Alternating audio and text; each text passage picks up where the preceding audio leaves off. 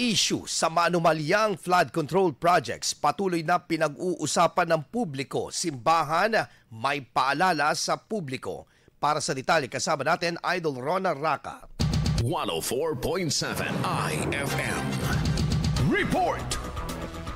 Patuloy na pinag-uusapan sa bansa ang kontrobersiyang maanumalyang flood control projects at pagkakadawit ng mga contractors, ilang mga opisyal mula sa DPWH, maging ilang mga pangalan sa politika.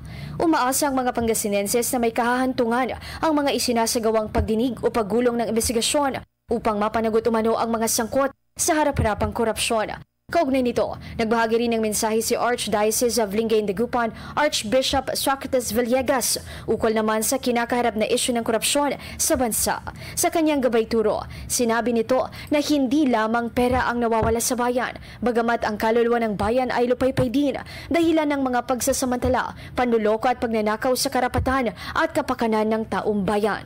Nananawagan din ito sa publiko na magbalik loob sa Diyos at huwag umanong maging bingi at bulag sa katotohanan. Samantala, hanggang sa kasalukuyan, isa-isa nang ipinapatawag ang mga kontratista, partikular ang mga natukoy na maanumalyang flood control projects at patuloy na umaasa ang mga Pilipino na hindi lamang ito magtatapos sa mga hearings at investigasyon, kailangan at nararapat din umanong may mapanagot.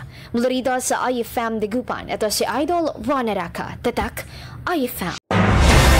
IFM News. IFM News.